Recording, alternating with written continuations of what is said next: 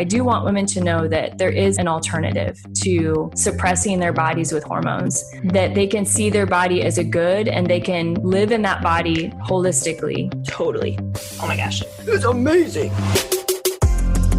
Join co-hosts Jamie Rocci and Teresa Kenny as they educate women about the beauty of the feminine design and empower women to take charge of their health. They're going to be so amazing. You're going to be so empowered by understanding your feminine genius and your hormone genius. I don't think I could live my whole life knowing this and not sharing it with anyone.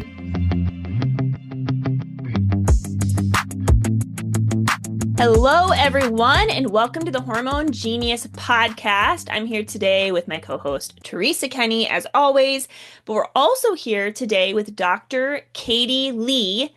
I'm really excited about this interview because we have not done any episode featuring oral health and women's health and how these two connect. We've never done this before. So Dr. Katie is a dentist. She's also an entrepreneur. She's an author, and I can't wait to read her book. It's called Saved by the Mouth, a book designed to educate patients and clinicians on the importance of oral health. Something that I find interesting too about you, Dr. Katie, is that you are a member of NASA's Analysis Working Group. Mm-hmm. So you recommend different protocols, I'm sure, at protecting astronauts' oral microbiome during space travel. Mm-hmm. That's incredible. Yeah. So we're just so excited to talk about how oral health influences women's health. And we're so happy to have you on today, Dr. Katie. Thanks for having me. You know, it's not too often that I hear that someone's excited to talk to or see a dentist. So I really appreciate this. I'm not used to hearing this. It's a great way to start my day. Well, I'm really excited because, you know, we know as podcasters and as women's health professionals that it's important to eat right and to exercise, move your body, be informed, be aware.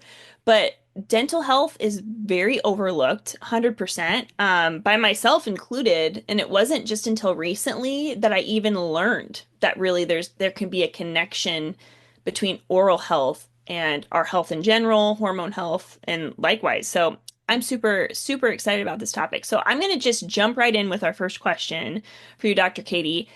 So we know that there is an important connection between our oral health and our systemic health, but explain how that can be so. Sure. So there's really two ways that the mouth affects the rest of the body. One is by the bacteria themselves that are in our mouth, and the other is by the inflammatory process that is created by our own immune system. So everyone is very familiar with the gut microbiome. In women's health, a lot of people are familiar with the vaginal microbiome, but little people know, or few people know, that the oral microbiome is actually the second largest microbiome in the body. The mouth is obviously the largest entryway to the body, and the mouth is what is seeding the gut microbiome. We have to take a step back and think about, okay, we know our gut bacteria are super important, especially for our immune system, for our neurotransmitters, for our mental health, everything. But how did that bacteria actually get there? And it has to get there through an entry point, and a big major entry point is through the mouth. And so we're swallowing over 1 billion bacteria a day. And we want to make sure what we're swallowing is the good bacteria, because that's really what is seeding the gut bacteria. And then secondly, we have the body's own immune reaction or immune response to what's going on in the mouth. And so the microbiome should be in homeostasis, which is a balance, right? Everyone is going to have bad bacteria. We're all going to have fungi and viruses and yeast and things like that. But it should make up less than 1% of our total oral microbiome. So it's a very small percent. But if that balance shifts just a little bit, the body's going to launch an immune response. And then that's when we start getting inflammation. And the degree of that response is based on the patient, right? It's based on many factors: stress, nutrition, genetics, everything else. But so the degree of dysbiosis affects our health, and then the degree of inflammation launched by the immune system is going to affect our health. So that's how the mouth is connected to the rest of the body. And it's linked to, the oral microbiome is directly linked to causing 57 or contributing to 57 systemic diseases. So it's very much interconnected. I'm so glad you said that, like, our bodies have all of these bacteria, and the things that you said, I think people would resonate like, oh, those are bad things, right? Those bacteria, those fungi things, candida, certain bacteria like E. coli, those all sound really bad, but they are a part of our human ecosystem. And so I think it's really important to understand, because I also as a healthcare professional know that when people take antibiotics, they often believe kind of like, I'll never see that bacteria again. And that's not necessarily true. I kind of remind people that, I mean, they are very important antibiotics to kind of get back a balance to some degree, but we still live with these bacteria. And so it's super important to keep then the ecosystem friendly, right? And that takes a lot of work. So let's talk about, I mean, 57 diseases. We can't go through all of them, but we're going to go through obviously some big ones, in particular, maybe ones that affect women more. But what are the like warning signs that women can start to look for that would tell them that their oral health could be making them sick?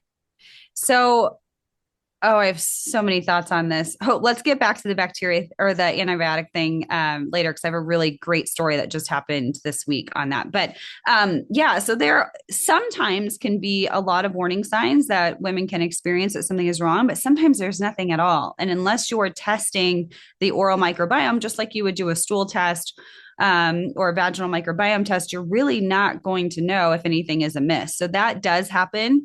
In some patients. For instance, I had a patient yesterday who drove over an hour to see me. And she just had a checkup and cleaning a month ago with her dentist, was told everything was fine. And then she came and saw me, and I started digging into her medical history. And after about 10 minutes of chatting, she shared with me that she has recurrent bacterial vaginosis infections. And I said, oh, are you aware that that's linked to your mouth? Da, da, da, da. And we started talking. And then she also says, she is noticing some bad breath and some other things. And lo and behold, we found bacteria in her gums. So, I would say if you're having any kind of vague systemic symptom that you really can't pinpoint or get it resolved by doing other treatments, the next thing I say is look in the mouth. It could be coming from the mouth. Other things include frequent bad breath that just doesn't go away, right? We're not talking about morning breath. We're talking about throughout the day, you're noticing some bad breath and you shouldn't really have it. Sensitive teeth, that's a big one. That something could be going on. Bleeding gums, that's the telltale sign that something is going on. So if you're brushing and flossing and your gums are bleeding, or you see pink in the sink, that's what we like to tell our patients. Pink in the sink is never okay, because our gums hold our blood supply. And it's the bacteria get into the bloodstream through the gums. So if the gums are bleeding, that means the patient is suffering from something called leaky gums. And the reason we say that is because everyone knows leaky gut.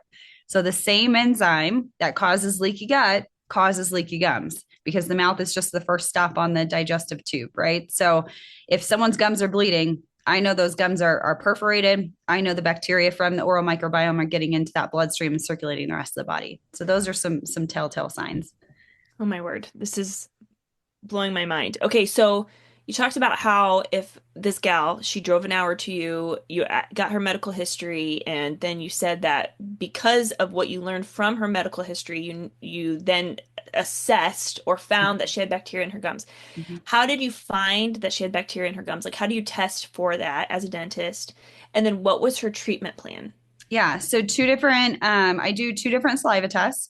One is a test for the actual bacteria. So I'll be able to tell what bad pathogens are present, at what levels, and if they're affecting systemic conditions. It also tells me the good bacteria, because not only do I want the bad bacteria low, but I want the good bacteria high, right? That's how we keep people healthy after we treat them long term. The second test I do is an immune response test. So I test for that enzyme that I just mentioned that causes leaky gut and leaky gums.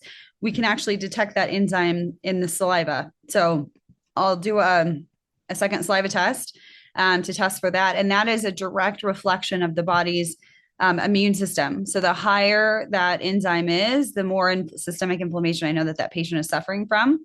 So sometimes I'll have patients that come in that have just a bacterial microbiome issue, but their immune system is pretty quiet. So now I know that the bacteria really isn't getting into the bloodstream and causing that much systemic damage. Other times I'll have patients that come in and their mouths look beautiful, and I'm not really seeing anything there, and their microbiome test looks great, maybe they have a little bit of bad pathogens that are out of whack, but their systemic MMP8 levels are really high. I know that patient is more susceptible to systemic conditions caused by oral bacteria because they have an exaggerated immune response. So the treatments are going to be different. And then based off of, so the 2 saliva tests I do, but then we also do a clinical exam. So I'm sure you guys have been to the dentist when they take that sharp instrument and poke around your gums that everyone hates. But that is actually really important because we can't see yet on x-rays the distance between the gum tissue and the bone. And that is really important because we know that patients can only get down about 2 millimeters themselves when they're brushing and flossing. And we know that dental professionals can only get down about 4 millimeters beneath that gum tissue to clean that out when we're treating patients. So anything below that, number one, we know the patient has lost attachment, which means that their immune system is activated. We have an infection. Otherwise, we wouldn't lose attachment around our teeth. But then we also know we can't clean it. And the bacteria love to live as deep as possible in those pockets because they don't like oxygen and they don't want to be brushed away when we're brushing our teeth. So the deeper the pockets, the more issues we have. So unfortunately, we know that exam is not comfortable for people, but unless you do it, you have no idea what's going on. And a lot of patients will say to me, well, doc, I don't bleed until you poke me with that sharp instrument. Well, that's true because the bacteria are living at the base of the pocket. So when you are brushing and flossing, you're only getting down a millimeter or two. So you're not getting to the base of it where the infection lies. That's why you're not seeing blood at home. So you really need those 2 things to be able to diagnose the patient. And the girl yesterday that I saw, her teeth looked beautiful. You would never know that something was going on. And I said, do you ever have your gums measured? And she said, I have once before, but it was a really long time ago. So again, she said, why would they miss this? And I said, you cannot diagnose something you don't test for, right? So, and unfortunately, not everyone knows to do these types of tests, but I'm on a mission to spread the word. I imagine this is very similar to Jamie and I talk about like root cause medicine a lot and how traditional medicine a lot of times doesn't really always expansively get to the root. And that's sometimes how we're trained and really what we know scientifically and what practitioners learn. So I know you have a personal story to this, and I want to ask that question, Dr. Katie, to you. But first, I just want to mention our podcast sponsors, We Heart Nutrition. We're talking about the mouth and what goes in the mouth, and it's important to think about everything that goes inside of that long tube in our body and supplements too. So if you are looking for quality supplements that you can trust, that are bioavailable, high quality, then we want you to check out We Heart Nutrition. Jamie and I have been using We Heart Nutrition. I was just thinking today, I'm so glad and grateful that I have these supplements that I can really trust. So if you are a listener and you want to check them out, weheartnutrition.com, you'll get a 20% off discount if you use the code GENIUS. Use the code GENIUS for 20% off at We Heart Nutrition. And we thank and have a shout out to our podcast partners. So Dr. Katie, again, back to this. I have so many questions. Like this podcast will not be long enough. I mean, like we cannot ask all the things that are going on in my head right now, but I do want to pause and just ask you about your personal story because I know everybody comes to a passion for a reason. Why did you start caring so much about this part of the body? And how did you get to the point where you're like, wait, there is so much more we can do and we are missing in this area and become this like national expert? Yeah. And I talk about this in the book too. When I was 14, I ran head first into a telephone pole without a helmet going about 35 miles an hour. And so I broke every bone in my face from my eyebrows down and I lost a bunch of teeth. I was in a coma for 5 days. And when I woke up, I had a cast on my hand or on my wrist, and my jaws were wired shut. And so I had, obviously broken and lost a bunch of teeth in the accident, but because I just shattered everything, the docs that night just wired my jaw shut just to try and stabilize stuff. And over the next 8 weeks that my jaws were wired shut, I couldn't eat, right? And this was back in the 90s and I live in a really small town. So nutrition information was not a thing that we did. And so I survived. You guys are going to die on this part. I survived off of milkshakes, ice cream with Hershey syrup and strawberry syrup, the Hershey strawberry syrup, Jello pudding, boxed mashed potatoes, not even the real mashed potatoes, like boxed mashed potatoes. I don't know why we did that.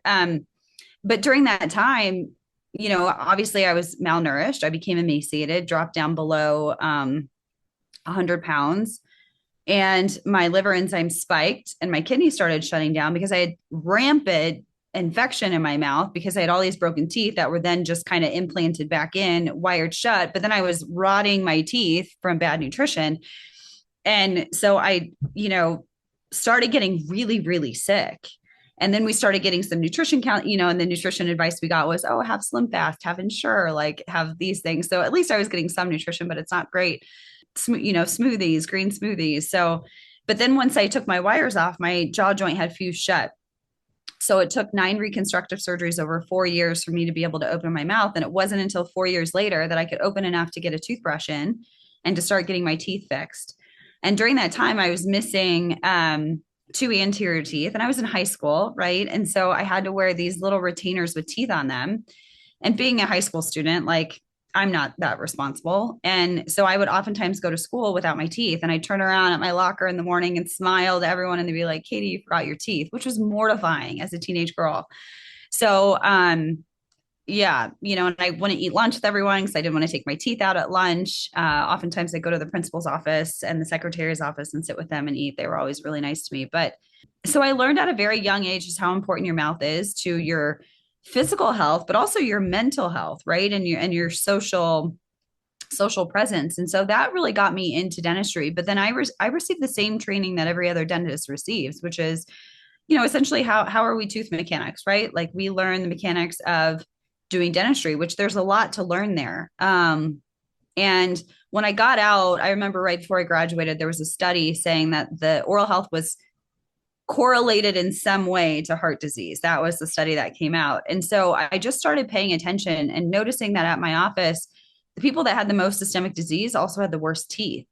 And so I just kept paying attention and paying attention. And then I had a couple come into me. I started doing saliva testing, and I had a couple come into me. They were in their early 20s, and they were having difficulty conceiving a child, but there was nothing wrong with them. And their OB said it could be from your mouth, that was like in circa 2013. To this day, I've never been referred another patient from an OB, which blows my mind. So anyway, we tested them. They both had high levels of FN and PG bacteria, which are directly related to infertility. We treated both of them, and they were pregnant in 3 months. So I was like, okay, there's something here. And these stories just kept coming, right? And I talk about them a lot in the book. I have a story for every organ system that's connected. And, I started diving into this because gum disease, and dental caries, cavities, are in the top 10 of the most common diseases in the world. And gum disease is on the rise by 34%. And people see their dentist more than their doctors. So clearly as dentists, we are not doing our job of trying to maintain or even improve disease states in our patients. So I'm on a mission to fix it. I did not think, Dr. Katie, that would be what made you so passionate, but it doesn't surprise me because that sounds horrific that you went through all of that as a young child. I mean, and you were in your formative years. Oh my good golly, yeah, Dr. Katie. Oh my gosh. I'm definitely getting your book. Thank you. Definitely. Oh my heaven. The first chapter is that story. And I have the first chapter you can download for free and read it on my website. But yeah, I mean, the first chapter will bring you to tears. It's the whole story of it. Yeah. Oh my gosh. Oh my gosh. Well, thank you for all of your work and helping anybody you can, I'm sure, because you're so passionate about this, which it makes sense. Okay, so you talked about oral health and then the gal who was struggling with infertility and then they were able to achieve pregnancy. So we know that there's a connection between oral health, of course, and just health in general. And you did a really good job at the beginning explaining those 2 reasons why, because of the microbiome, and then also inflammation. But how is oral health connected to brain health? Because I know you said it's connected to heart health. You talked about how it's connected to fertility, of course, hormones, but how might even oral health give us information in terms of even our mood? I mean, is there a connection there? Anxiety, depression, kind of walk us through that part. Yeah. So, in terms of brain health, we really think about Alzheimer's and dementia, and even Parkinson's. So, the bacteria in the mouth, once they're in the bloodstream, they really can go anywhere and everywhere. And it just depends on where they land in terms of what damage they're going to do. So, any organ system that is affected by blood or inflammation is going to be tied to the mouth, which is every system, right? So, in the brain, we think about PG. Being a causative factor, a sole causative factor to Alzheimer's and dementia. They have autopsied the brains and cerebral spinal fluid of patients who have died of Alzheimer's and found PG in their brain compared to patients who don't have that, didn't have that bacteria anywhere. So we know PG directly causes beta amyloid plaque formation in the brain, which can lead to Alzheimer's and dementia. And FN, think about the FN bacteria. This bacteria can really get into the bloodstream and cross all of our tissue barriers very easily. And so I call FN really the Uber of the body, because since it can go around so easily, it oftentimes will take other bacteria with it and help the other bacteria get to distant sites. And so in this case, FN and PG are working in tandem and they'll go to the brain. PG will cause beta amyloid plaque formation, and then FN actually throws fuel on the fire and kind of accelerates that process. We also know it's implicated in tau protein formation as well, which we know is linked to Alzheimer's and dementia. In terms of mental health and things like that, there it's more of like a correlation. There's no studies to my knowledge about direct causation, but what we know is when the oral microbiome is disrupted, you can't have a healthy gut microbiome without a healthy mouth. We know that for sure. And when the gut microbiome gets disrupted, the gut microbiome is directly linked to our neurotransmitter production and our nervous system. We have the enteric nervous system, which is our own nervous system in our gut. And 95% of serotonin is made in the gut. So if we have a disruption of the bacteria in the gut, it's going to disrupt our neurotransmitters. And then indirectly, that's coming from the mouth. We have about a 40 to 45% overlap between the oral microbiome and the gut microbiome. Could you just quickly say what PG and FN are? Sure. Like, not sure people will know what those two things are. Yeah. So FN is Fusobacterium nucleatum. That's just one of the bad pathogens. It's going to be present in everyone. I've yet to see a patient that doesn't have FN, but there's many different types of FN. I think there's about 5. I should know that answer, but I believe there's 5 different strains. So they're not all bad. There's a couple of them that are really bad. For example, FNA, Fusobacterium nucleatum animalis, is really bad. In fact, that's the one that directly causes some cases of colon cancer. So we can now test for specific strains of FNA, which is really good, because before we could only test for just FN. So we didn't know which FN was really high. And now we can test for this really pathogenic one. And then PG is Porphyromonas gingivalis. Again, there's other strains of PG, and the part of PG that's really bad is these secretory proteins called gingipains. So they secrete these proteins, and it's the gingipains that are actually causing a lot of the damage. To my knowledge, and I could be wrong, there's no test yet for gingipains specifically, but I know a lot of people are working on that. Okay, glad I asked, because I don't know what I thought you were going to say, but that wasn't it. Yeah, that's why I usually just abbreviate it, because it's a mouthful. Yeah.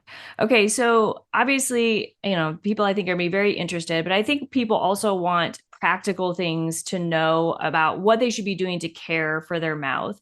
So if in terms of our listeners are beautiful women's health people, they're interested in holistic health, they want to be able to live the best and most healthy life they can. What can we do for our mouth? Like, how can we really take care of it well? And I also will add to that, is fluoride in our toothpaste okay? Great. So first thing is to get a saliva test. So if you've never had your microbiome tested, make sure you get a saliva test. There are a lot of people that do saliva tests. Your best bet to find one is going to be to look up a functional dentist or a biological dentist. Oftentimes, not always, they will do microbiome testing, but you could call around and just say, hey, do you do saliva testing for whatever office? I do remote saliva testing for people because sometimes it can be challenging to find a provider in your area. And so I can ship kits to people, do the test, and then go over the results and do a care plan with them. But then I work with their current provider on actually rendering that care because they're going to be in a remote state. So that's one thing. Get your microbiome tested because you don't know what's in there unless you test. And the bacteria are treated differently. So depending on what's there, the treatment's going to be a bit different. And that's part of the reason why we aren't improving periodontal disease in this country, is because we're rendering a blanket treatment for stuff that doesn't respond to that type of treatment. So get the microbiome tested. After that, I say make sure you go to your dentist every 3 to 4 months for cleaning. 6 months is way too long. The 6 month interval is purely based on insurance. That is not based on any research. Research shows that our bacteria repopulate every 90 days. So waiting 6 months is much too long. And the longer you wait between cleanings, the more likely you are to have those bad pathogens pop up, because first kind of the good pathogens come on board, then the ones that start causing chronic inflammation appear next, and then the really bad ones appear later. So if you can get in before those bad ones start populating, the chances of you getting a gum infection are going to be really small. So test, see your dentist every 3 to 4 months, make sure they're measuring your gums. And then after that, I want to talk about products. So make sure you're using an electric toothbrush for a minimum of 2 minutes twice a day. Most people think they brush for 2 minutes, and there are studies that show that most people brush for just slightly over a minute. So make sure you're doing 2 minutes twice a day, electric toothbrush. You must floss your teeth twice a day. There are 5 surfaces to your teeth. So if you are only brushing and flossing, you're hitting 3 out of the 5. You're missing, and the ones that you're missing are in between the teeth, which is where your gum tissue is, which is where your blood supply is, which is where the bacteria live. So if you are not flossing, you are not cleaning the surfaces directly adjacent to the blood supply. So you must floss twice a day. Tongue scraping is also critical. We have a microbiome that lives on our tongue, so it's very important to tongue scrape. That really helps with fresh breath and other things, but it can reduce systemic inflammation. Mouthwash is totally up to the patient. There's really nothing it does unless there's a gum infection and we're trying to use antimicrobials to wipe out the bacteria. But if you want to just mouthwash, make sure it's non-alcoholic, make sure there's no artificial chemicals in it. Just use some natural mouthwashes if you'd like. And then I love that you were talking about nutrition and supplements, because I tell patients you cannot brush and floss your way to good oral health. You have to eat and supplement your way there. So you're only going to see me a few times a year. What you do on your own the rest of the time, 362 days a year, that's going to be far outweigh what you come to see me for 2 to 3 times a year in my office. So we must eat nutritious, well-balanced foods, staying away from gluten and highly processed dairy. We need to make sure that we're getting tons of fiber. The oral microbiome loves fiber and plant-based foods. So if we were trying to fix our oral microbiome or make sure it's healthy, eating tons of vegetables and fibrous fruits and fibers are great. But then supplement wise, we need to make sure we're getting the adequate supplementation. So magnesium is going to be critical in the mouth. D3K2 is super critical for making sure that our teeth stay nice and hard and mineralized. CoQ10 and vitamin C are great for our gum health. And then any kind of anti-inflammatory like turmeric or fish oil is going to be really great too. So that was like a dump. And then the fluoride question, you want me to get to that? Okay. Yeah. So fluoride, there's a lot of talk about fluoride right now. And there are great alternatives that are as effective or more effective than fluoride that don't have the potential neurological and thyroid issues that fluoride does. And so NASA developed nanohydroxyapatite for their astronauts a long time ago. So for me, if it's good enough for NASA, it's good enough for me. So our teeth are made up of hydroxyapatite.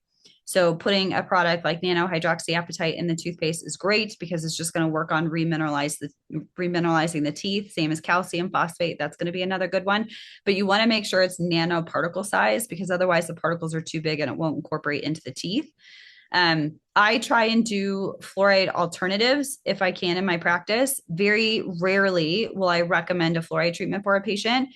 But if someone comes in and they say, I'm anti-fluoride, I don't do any chemicals, all that stuff, but they have rampant decay on every single tooth. They're sucking on suckers. They're drinking Mountain Dew. They're eating crackers.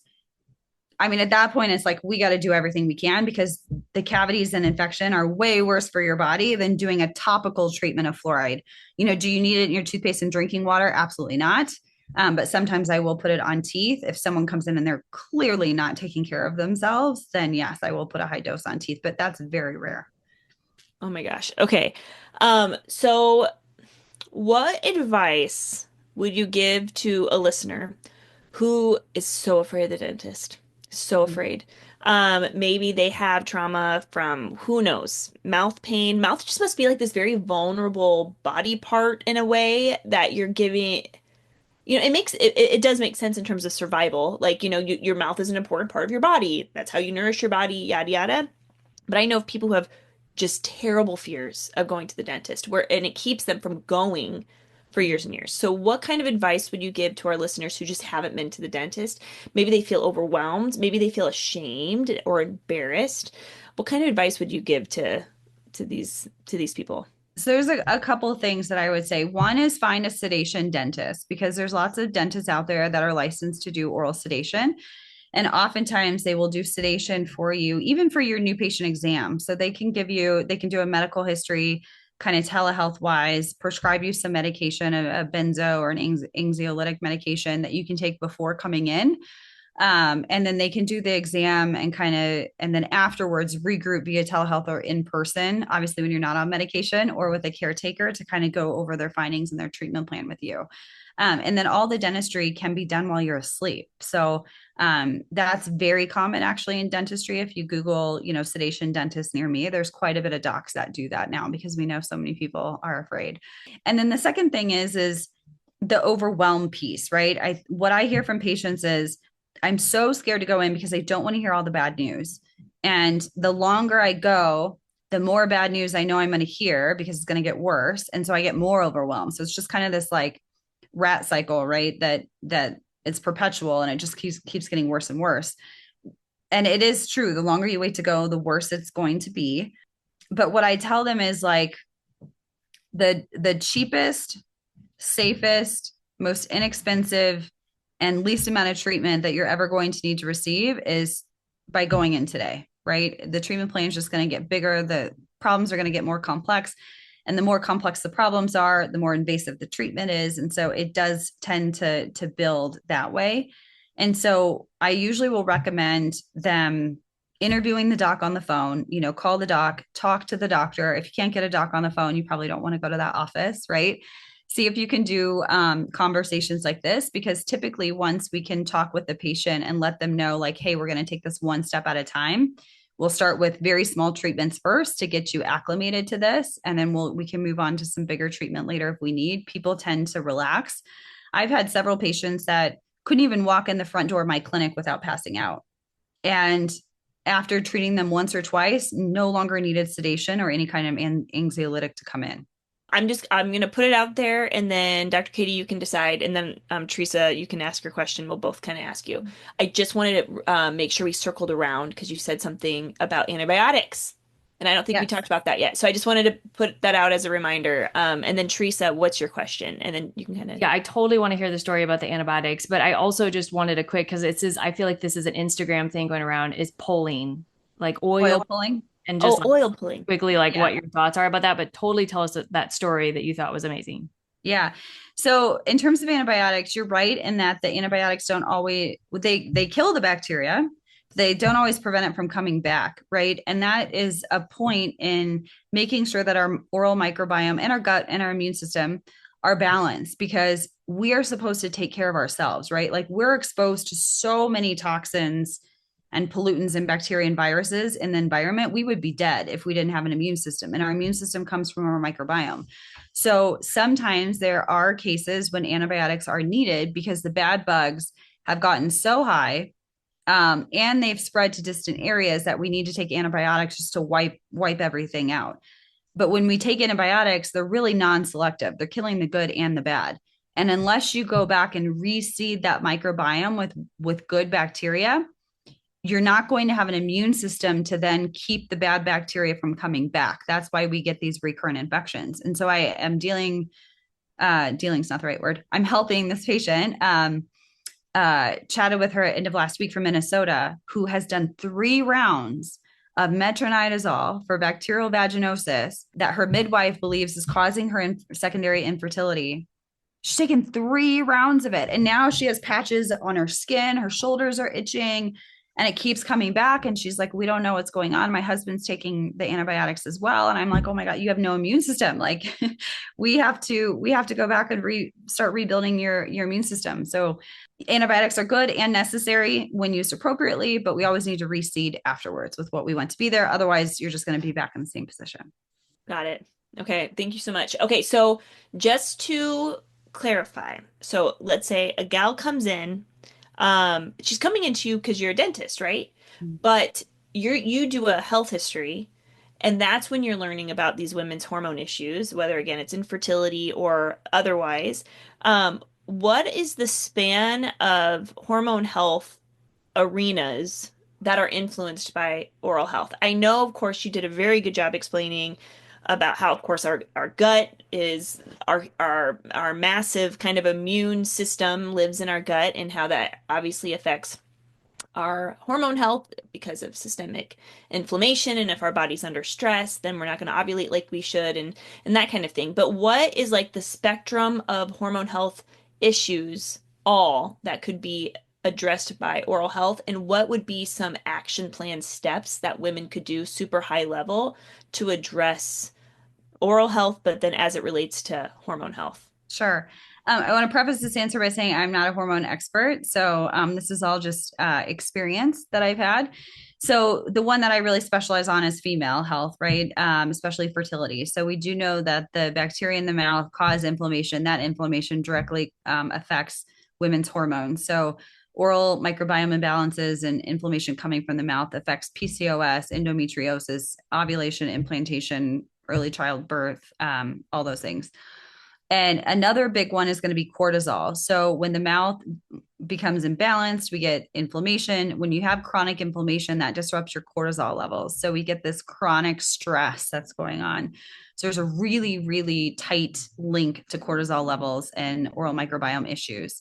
And then lastly, we see a lot of things with weight that we're starting to get into this now. And there's some new research coming out because when the oral microbiome is disrupted, it disrupts the gut microbiome. We know that we have the short chain fatty acids in the gut. That's what's producing the natural GLP ones, right? That people are now taking Ozempic and Mounjaro and things like that. But we could get those naturally if we just had short chain fatty acids, and what contributes to that is fiber. So we're seeing female hormones for sure. We're seeing a lot of cortisol. We see fluoride, right, with hypothyroidism. That's been studied, but that's more fluoride, that's a chemical, not really oral health. And then there's new research coming out about oral microbiome and linking to the gut and its effects on weight, but not a hormone expert. Hey, that sounds pretty expert to me. So that was a lot. So I think a lot of our listeners, I think, are going to now start caring about their oral health a lot more, and they're going to start making these connections. But I also want them to know how they can get your book and, more about you and your practice. I know you're in Aurora, Colorado. So I want you to tell us that. And then Jamie will ask the very last question. Sure.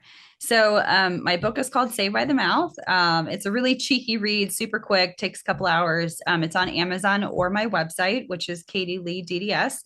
They can go there and download the first chapter for free and see if it's something that would even interest them before buying the book. So that's how they can get my book. And then contacting me for a saliva test, they can book an appointment with me through my website, Katie Lee DDS. I'd be happy to send them a test, go over a plan with them, which includes nutrition and supplementation, by the way. So I'm going to put your company that sponsored this in there. And then I have a new practice that just opened. I live in Aurora, but my practice is actually in Centennial. The office is called Collective Health Society. And the idea here is it's a fully integrated oral health and wellness center. So I have dentists here. Well, I'm the dentist. We have dentists, and then I have an IV clinic to help with vitamins, nutrients, and detoxification. I have a women's health provider. She's the one who does all the hormone stuff. I have a certified nutrition specialist. So everyone that sees me goes and sees my nutritionist because she'll do bioresonance feedback and also do gut testing, food sensitivity testing, and create nutrition plans to really help them be well. Because like I said, you can't brush or floss your way to oral health. You have to eat your way there. So she takes care of that. And then I have a myofunctional therapist that does a lot of work for physical therapy for the mouth, essentially training the tongue for proper development in kiddos and for sleep apnea. And then I have a registered nurse that does our blood draws and IV therapy. So Oh my gosh. I have like hopefully we'll have a doctor. I've been trying to find a functional medicine doctor on site. There's lots like around the country, but I really want someone here for patients. So we're working on finding a doc right now. I have a medical, an MD who's our medical director, but I'd like someone to be on site. Oh my gosh. What a trailblazer you are. Thank you. You are a trailblazer. That is Thank you. incredible. It's Okay. Go it's ahead. fun. It's a lot of work, but it's fun. Yeah, I bet. Well, you have the boldness and the story behind you. Definitely energizing this for sure. We normally end each episode by asking our interviewee, what do you wish every woman knew about her hormone genius? I'm going to answer this what I wish I knew, because I'm 41 right now. And that is to like nurture, value, appreciate our hormones, because I was put on birth control at age 14. I was like begging for it because I didn't want to deal with periods. I didn't want to deal with acne. I didn't want to deal with the headaches. And I was on it forever. And, now I have hypothyroidism. I have all these other issues that I know are linked back to that. And like women, we need to embrace our hormones. And that is our essence, right? Like when I say essence, it's like our spirit, our soul, our essence, our lifeline. And I think people are more aware of it now. But when I grew up in the 90s, we were taught to suppress that, right? Overwrite it, suppress it. And it really, messes you up for the long term. And I wish I would have valued them and appreciated them versus trying to turn them off. So good. And so now you spend years fixing it. Right. Years. Right. It's a lot harder to heal when you're older. Yeah. The next generation will know better. It's kind of like we had to go through this pain. I hope so. Really, truly. But thank you so much, Dr. Katie, for being on. I learned so much from you, and I know our listeners will too. And it was just a joy to get to talk to you today. Yeah. So Thanks for having me. Yeah.